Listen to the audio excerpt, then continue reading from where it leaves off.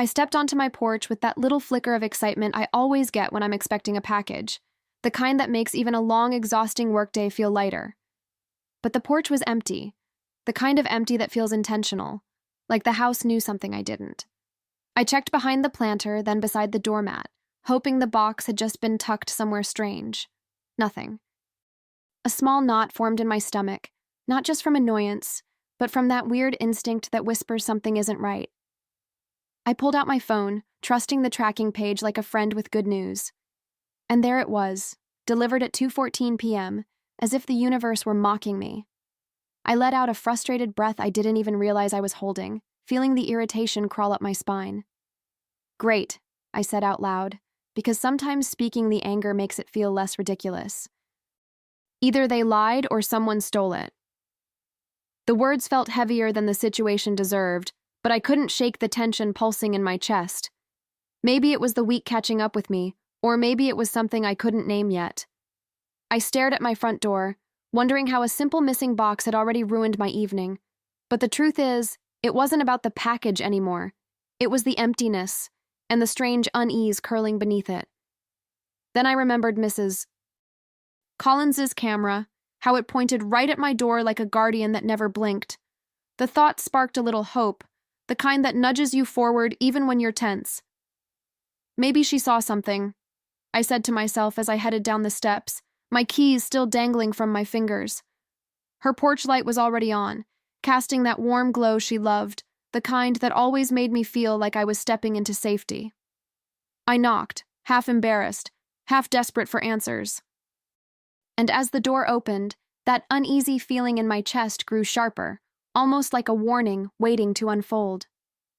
Mrs. Collins greeted me with that familiar, gentle smile, the kind that always reminded me of cinnamon tea and warm blankets. "Of course, dear. Come in," she said, and just hearing her voice eased some of the tension pressing against my ribs. I stepped inside, breathing in the comforting scent of lavender she always kept in her hallway. For a moment, it grounded me, reminding me that not everything in life feels chaotic. We walked toward her monitor, the little screen glowing in the dim light. Almost like it was holding secrets it wasn't sure I was ready to see. I tried to steady my breathing, but my hands betrayed me, trembling just enough to give away the storm inside. We rewound the footage slowly, the quiet ticking of the timestamp feeling louder than anything in the room. I expected to see a delivery truck, maybe a careless driver who dropped the package in the wrong place. But video after video showed nothing. No truck, no box, just the same stillness of my porch through the afternoon. My heart sank, not because of the lost item, but because the whole situation suddenly felt strange, too strange to shrug off. Then something flickered on the screen, a movement that made the hair on my arms rise. A woman, at my door. I leaned closer, squinting, my pulse drumming in my ears. And then, like a blow I never saw coming, the door opened. Anthony, my husband, smiling at her like she belonged there. My breath caught in my throat so fast it felt like I'd swallowed ice. I couldn't move, couldn't blink, couldn't process how casually he stepped aside to let her in. My chest tightened, the air turning thick enough to choke on. Mrs. Collins looked at me with wide, horrified eyes, but I barely saw her. All I could focus on was the image of Anthony's hand brushing the woman's back as if he'd done it 100 times. In that moment, something inside me cracked. Not loudly, not dramatically, but quietly, like a porcelain plate splitting beneath the surface. And even as fear and fury tangled inside me, one thing became painfully clear. This was not about a missing package anymore. Something much bigger had been delivered to me instead. I swallowed hard and forced myself to speak, even though my voice felt like it was balancing on the edge of breaking. "Play that again," I whispered, barely recognizing the steadiness that came out of me. Mrs. Collins glanced at me as if checking whether I was sure, but my eyes stayed glued to the screen. The clip played once more, slower this time, and every tiny detail hit harder. The familiar way he tilted his head, the soft laugh he gave her, the intimacy he saved for moments he used to share only with me. My stomach twisted, but my mind sharpened, as if something inside me had decided it was done being naive. As the footage kept rolling, I noticed more timestamps. Wednesdays. Always Wednesdays. The days I worked at the office, the only days I wasn't home. Each clip felt like a punch delivered in slow motion, each one peeling back another layer of the life I thought I was living. I felt my hands trembling, but strangely, my throat didn't tighten anymore. Instead, a calm settled over me, the kind that doesn't come from peace but from clarity, dangerous, focused clarity. Mrs. Collins reached out, touching my arm gently, her voice full of sorrow. But I wasn't looking for comfort. I wasn't looking for excuses. I was looking for truth. And I had found it, right there on her monitor. I took a slow breath, feeling a steadiness rise inside me, one I didn't expect to feel this soon. "I've been home every weekday except Wednesdays," I murmured, the realization slicing clean through the chaos in my head. Mrs. Collins gasped softly, but I tightened my jaw, refusing to crumble. "Don't be sorry," I told her when she apologized, my voice flat but determined. "Just help me catch them." In that moment, something in me shifted, like a hinge clicking into place, ready to open a door I never wanted to face. And as we planned our next move, I could already sense that Wednesday wouldn't be just another weekday anymore. It would be the beginning of something else entirely. My heart pounded so loudly it felt like it was echoing inside my skull, each beat sharper than the last. I sat there in Mrs. Collins's living room, staring at the frozen frame on her monitor, the woman's face half turned, Antony's hand on the small of her back like it belonged there. I felt heat rush through me, not the kind that comes from anger alone, but the kind that comes from humiliation, shock, and a betrayal so intimate it claws at your lungs. "Play that again," I whispered, though the words felt scraped out of me, thin and trembling. I needed to see it clearly. I needed proof that my mind wasn't twisting things out of fear. Mrs. Collins hesitated, her hand hovering above the rewind button as if she were afraid the truth might hurt me even more the second time. But I nodded, because whatever pain was coming, it was already there anyway. The clip replayed, every second dragging across my skin like sandpaper. There was no mistaking the way Antony smiled at her, no missing the way she swayed into him as if she knew exactly where she belonged. My chest tightened, but there was something else rising too, a coldness, a quiet resolve that I didn't know I had in me. Mrs. Collins gasped softly and covered her mouth. "Patricia, is that—" she started, and all I could say was, "Yes, yes it is." We scrolled back further, Wednesday after Wednesday, like peeling back layers of a life I didn't realize had been rotting underneath the surface. I watched my own front door open to that woman again and again and again, always welcomed, never hesitant. Every touch between them felt like a new cut, shallow but accumulating, carving out everything I thought I knew about my marriage. My hands trembled, but my voice didn't. Not anymore. "I've been home every other day," I said quietly, almost as if I were narrating my own unraveling. "Except Wednesdays." The room felt colder, heavier, charged with a truth that couldn't be undone. And deep inside that storm of emotions, a question began forming, one I knew I would have to answer soon. As the footage kept rolling, something inside me shifted, slowly, deliberately, like gears locking into place. I wasn't crying, though I could feel the sting building behind my eyes. Instead, a strange calmness settled over me, almost eerie in its steadiness. It was the kind of calm that comes not from peace, but from clarity, the moment you finally stop doubting your own instincts. "Mrs. Collins reached over and squeezed my hand, her voice trembling. "Oh, honey, I'm so sorry."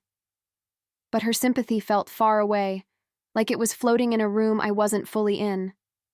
I wasn't sorry. I wasn't scared. I was waking up. I leaned closer to the screen, watching every detail with the precision of someone cataloging evidence. The way the woman brushed her hair before knocking. The way Antony always glanced over his shoulder before letting her inside. The way he touched her lower back, gentle but familiar, like muscle memory. Each detail hit me with a strange mixture of nausea and certainty. My jaw tightened as another thought crept in. How many lies had I swallowed while believing I was safe? How many smiles had he given me after spending afternoons with her? I felt heat rise in my chest, not rage. Something colder, something sharper. Mrs. Collins's voice trembled as she asked whether I wanted to stop, but I shook my head before she even finished the sentence. Stopping now would feel like turning away from a burning house and pretending it wasn't mine. Don't be sorry, I told her, my tone steady in a way that surprised us both. Just help me catch them. Saying it out loud felt like drawing a line in wet cement, permanent, deliberate. Mrs. Collins nodded, her eyes soft but fierce, as if she had suddenly taken my pain as a personal mission. And in that moment, sitting beside her with the truth flashing in front of us, I felt something spark inside me, something that didn't feel like fear at all, something that felt like preparation. We paused the footage, and for a moment, the room fell into a silence so heavy it felt like another presence sitting with us.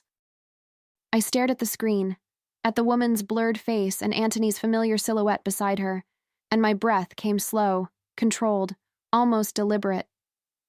It was strange, feeling my world tilt, and yet sensing a strength rising quietly from beneath the shock. Not loud, not fiery, just steady, like the tightening of a bowstring. Every Wednesday, I murmured, tracing the timestamp with my eyes. The pattern wasn't accidental. It was practiced. It was routine. And somehow that hurt more than anything else. Mrs. Collins placed a comforting hand on my shoulder, but I barely felt the touch. My mind was busy stitching together pieces of a story I never agreed to be part of.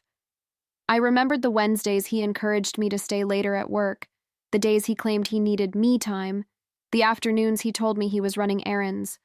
The lies blended into each other like watercolor bleeding across paper, soft but undeniable. And as each memory surfaced, I felt something inside me click. Solid, grounded, no longer fragile. He thought he was careful, I whispered, my voice low but certain. He really believed I'd never see this. Mrs. Collins looked at me with a mix of worry and admiration, as though she wasn't entirely sure what kind of woman was forming in front of her. I wasn't sure either, but I knew I wasn't the same person who had walked into her house asking about a stolen package. I felt my shoulders straighten, my breathing steady, my heartbeat no longer frantic but focused. "We're catching them," I said, and the conviction in my voice surprised even me. Mrs. Collins nodded firmly, placing her hand over mine. And as we began planning, timing, angles, what to record, where to wait, I felt a shift, quiet but powerful, settling inside my bones. Something was coming on Wednesday, and this time I would be ready. Wednesday arrived with a tension so thick it felt like it lived under my skin. I moved through the morning in a strange, controlled rhythm, pouring coffee, buttering toast, smiling at Antony as if nothing in the world had shifted. Pretending was harder than I expected, but not impossible. There was a power in silence, in playing along, in watching him act like the man he pretended to be. "Long day ahead at the office," I said lightly, letting the words float between us like they always had. He kissed my forehead, warm and casual, and I swallowed the bitterness rising in my throat. Inside, every muscle felt tight, coiled, disciplined. When I stepped out of the house, I let the door close gently behind me, taking a few slow breaths as I walked toward the car. My hands trembled for a moment, just a flicker, before I forced them steady again. I drove just far enough for him to believe I was gone for the day, but the moment I turned the corner, I parked and let my heartbeat settle back into its fierce, determined rhythm. I wasn't running from the truth anymore. I was stalking it. Walking toward Mrs. Collins's house, I felt a strange mix of dread and certainty swirling inside me, almost like two currents meeting in the same river. My phone felt heavy in my hand, ready for what would unfold. Inside her living room, the camera feed glowed like a portal into another life, the life he lived when he thought I was miles away. Mrs. Collins handed me a cup of tea, though I barely tasted anything beyond the metallic tang of adrenaline. "He usually opens the door around 1, I said quietly, keeping my eyes fixed on the screen. She studied me for a moment, worry softening her features. "Are you okay?" she asked gently. I let my breath out slowly, steadying the tremor in my chest. No, I answered honestly, but I will be after today. And as the minutes ticked closer to 1 o'clock, I felt myself bracing. Not for heartbreak this time, but for truth, for confirmation, for the moment everything would finally be undeniable. The minutes crawled, slow and heavy, each one pressing against my nerves like a cold thumb. I sat with my hands clasped tightly in my lap, watching the quiet street on the screen as if it were a stage waiting for its actors. Every sound in the room felt amplified, the hum of the fridge, the soft tick of a clock, even my own breathing. I tried to distract myself by observing small details, the way sunlight spilled across my driveway, the slight sway of a neighbor's tree in the breeze. But under all of it, there was a pulse of tension, steady and unrelenting, reminding me why I was there. I wasn't just watching, I was waiting for the truth to walk straight to my front door. At 12:58, my heart began to pound in that deep echoing way that makes you feel your pulse in your fingertips. I leaned forward, elbows on my knees, my eyes locked on the screen. Mrs. Collins murmured something reassuring beside me, but my mind was too focused to truly hear her. I felt suspended between dread and certainty, like the world was holding its breath with me. The street looked empty, calm, ordinary, so painfully ordinary, but I knew better now. Ordinary was just the mask betrayal wore when it wanted to move quietly. I swallowed hard, bracing myself, because the next few seconds would change everything, not just what I knew, but who I would become after today. At exactly 1:02 p.m., she appeared. The woman. The same casual confidence in her walk, the same familiarity in the tilt of her head as she approached my door. I felt my spine straighten, my breath catch, my fingers dig into my knees. And then Anthony appeared, opening the door like a man greeting his soulmate instead of his wife's worst nightmare. He smiled at her in a way he hadn't smiled at me in months, his whole posture soft, inviting, comfortable. Watching it live, real, unedited, unfolding in front of me, hit harder than any footage we'd seen before. My heart clenched, but beneath the pain was something sharper, something colder, something that steadied me. This wasn't just betrayal anymore. It was confirmation. And confirmation meant action.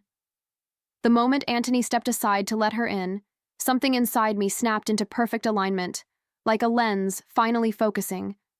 I wasn't shaking anymore. I wasn't doubting or hoping or bargaining with myself. I felt grounded, rooted, almost unnervingly steady. Watching them slip into my home, the space I had built with my own hands and heart, lit a fire in me that didn't burn outward, but inward. Controlled, powerful, intentional. Mrs. Collins looked at me with wide, searching eyes, as if waiting for me to crumble. But I didn't. I sat up straighter, my jaw tightening with a resolve that felt almost physical. "It's time," I whispered, my voice low but sure. I rose from the couch, my movements calm, deliberate, as though I'd rehearsed this moment 1,000 times. My phone felt warm in my palm, charged not just with battery, but with purpose. Mrs. Collins walked behind me in silence, giving me space but refusing to leave me alone. I appreciated that, more than I could say. As we stepped outside, the cool air wrapped around me like a wake-up call, crisp and sobering. My feet moved with certainty down her steps, across the short path between our houses. Every step felt like a declaration, of awareness, of strength, of a line finally being drawn. My heartbeat thudded steadily, not from fear, but anticipation, sharp and electric. When I reached my own porch, I paused for a single breath, just one. Not to reconsider, not to soften, but to gather the edges of myself and pull them into one solid, unbreakable point. I could hear faint sounds from inside, muffled voices, soft laughter, the last remnants of a lie they thought would stay hidden forever. I hit record on my phone, watching the red light blink like a promise. This wasn't about catching them anymore. It was about reclaiming something, my dignity, my clarity, my control. I gripped the doorknob, feeling the weight of the moment settle into my bones. And with my pulse steady and my resolve fierce, I pushed the door open, ready to face whatever waited on the other side. The door swung open with a force I didn't know I had in me, and the sound echoed through the house like a crack of thunder. I stepped inside, phone raised and recording, my breath sharp and controlled as adrenaline surged through my veins.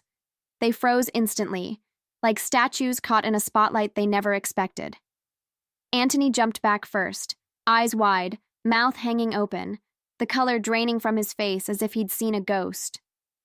She stood beside him, stiff and startled, her purse slipping from her shoulder in slow motion. Their shock hit me like fuel, igniting every ounce of determination inside me. "Hey! Both of you! Stop right there!" The words tore out of me, loud, clear, undeniable. Anthony stumbled over his own tongue, trying to rearrange his face into something innocent, something believable. "Patricia?" he sputtered, voice cracking as he looked between me and the phone. "What are you doing here? I thought—" But I cut him off before he could assemble the lie. I wasn't giving him space to create another version of reality. Not today, not ever again. The woman beside him flinched at my voice, her gaze darting around like she was searching for a way out. And all the while, the red recording light blinked steadily in my hand, unblinking, unforgiving. My chest burned, but not from fear, from certainty, from truth finally standing in the open air. My voice came out sharp, almost surgical. "You thought I was at work! I know!" The words sliced through the room, hitting both of them at once.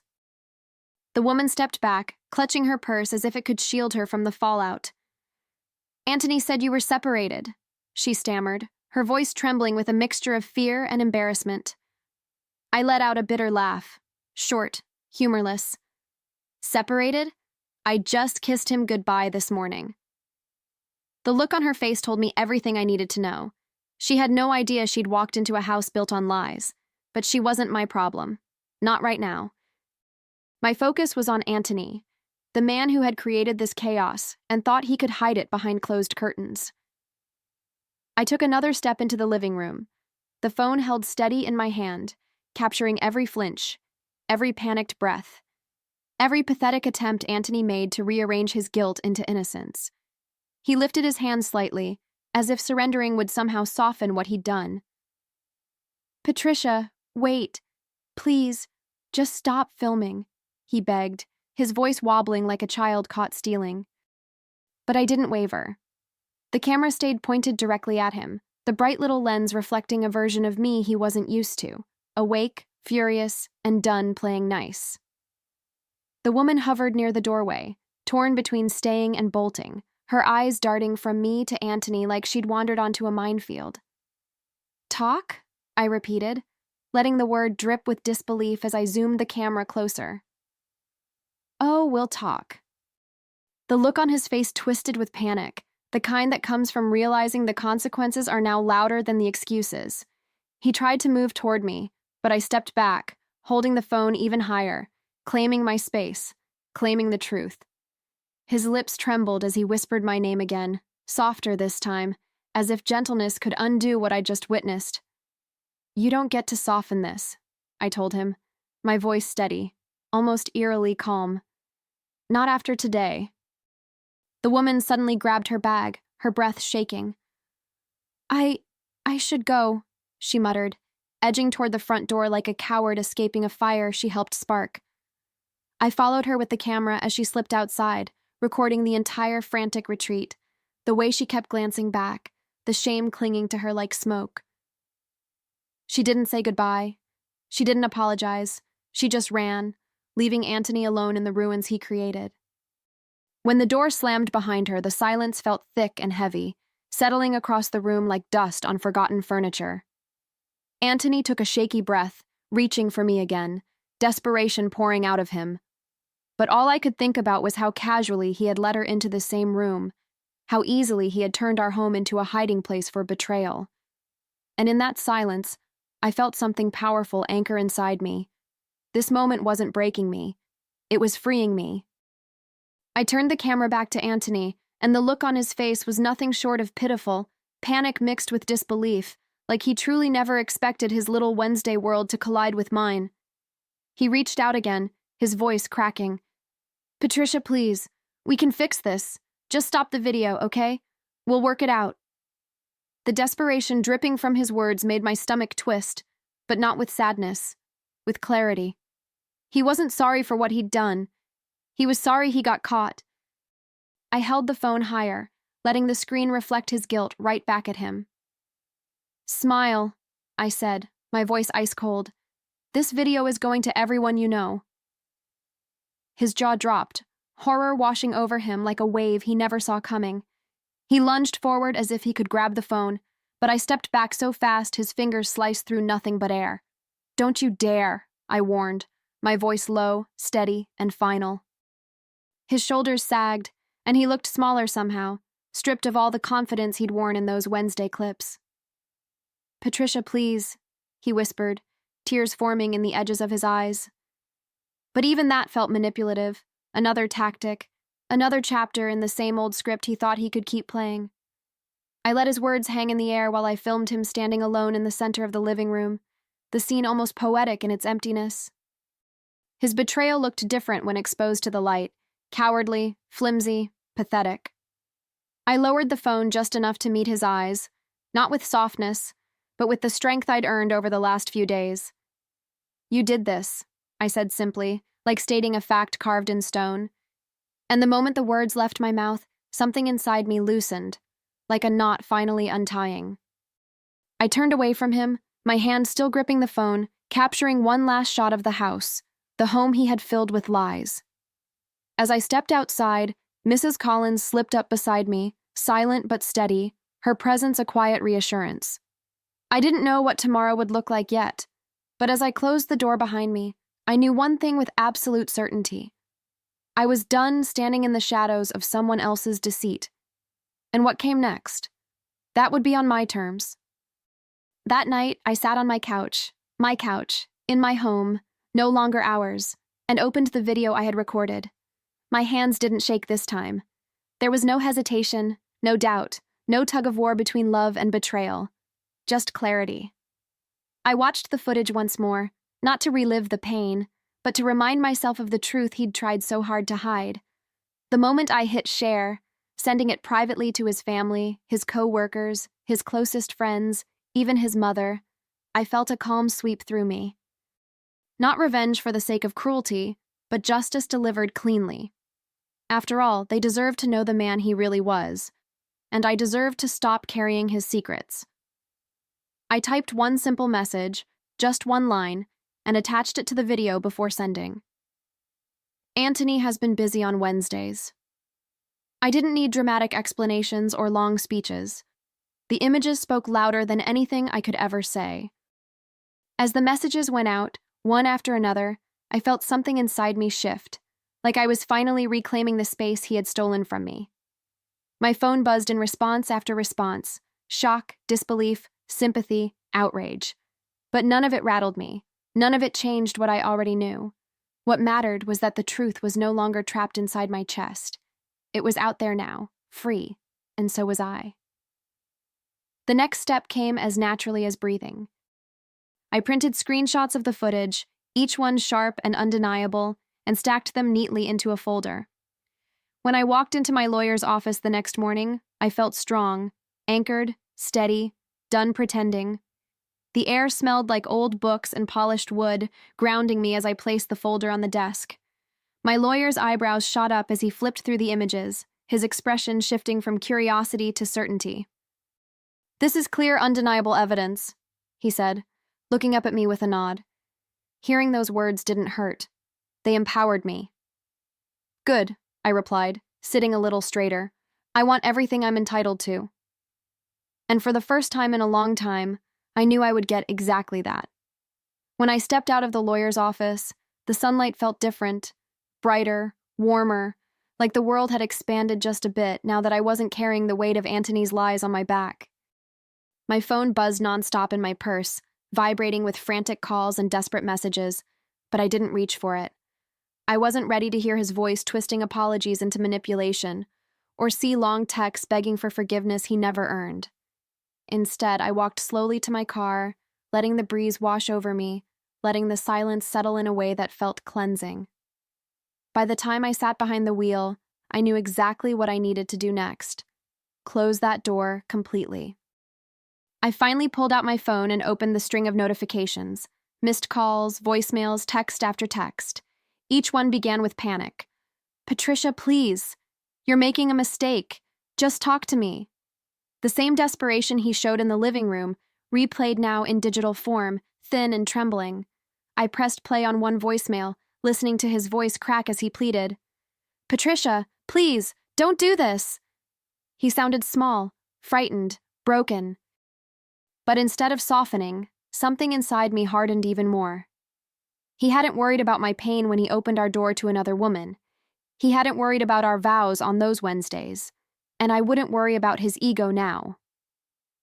With one final steady breath, I slid my finger across the screen and pressed block. The moment the confirmation popped up, I felt the most incredible wave of relief wash over me. Clean, decisive, liberating. I wasn't punishing him. I was protecting myself. The silence that followed wasn't empty. It was peaceful. It felt like reclaiming oxygen after being underwater for too long. I started the engine with a calm I didn't expect, almost surprised by how steady I felt. Maybe because for the first time in a long time, my life finally belonged to me again, and I wasn't about to hand it back. Leaving the house behind felt less like walking away from a home and more like shedding an old skin, one that no longer fit, no longer protected me, no longer felt like mine. I packed only what truly belonged to me, what carried memories I wanted to keep, and left the rest without a second thought. Every drawer I closed felt symbolic, every room I stepped out of like a quiet goodbye to a version of myself that had tolerated too much for far too long. When I locked the door for the final time, I didn't look back. I didn't need to. My future wasn't waiting behind me. It was waiting ahead. The new place I moved into wasn't fancy or dramatic. It was mine. That alone made it feel like a sanctuary. I set my keys on the counter, listening to the soft clink echo through the empty space, and something inside me softened, just a little. I walked through the rooms, touching the cool walls, breathing in the fresh paint, imagining mornings without anxiety and nights without suspicion. No lies here, no secrets here. Just space to rebuild, to rediscover, to breathe freely again. As I opened the windows, letting sunlight pour in, I felt a lightness in my chest that I hadn't felt in years, maybe ever. Sitting on the edge of my new bed, I realized something unexpected. The package I had searched for, the one that never arrived, felt irrelevant now. Because in its place, I'd received a truth I never asked for, but desperately needed. A truth that shattered me just enough to set me free. I wasn't the woman pacing her porch anymore, frustrated over a missing delivery. I was someone stronger, sharper, more awake than I'd ever been. And as I took a slow breath, letting the quiet of my new life settle around me, I felt a certainty rise inside me. Whatever comes next, I'll face it with my head held high. Because sometimes the greatest delivery of your life is the truth that forces you to start over.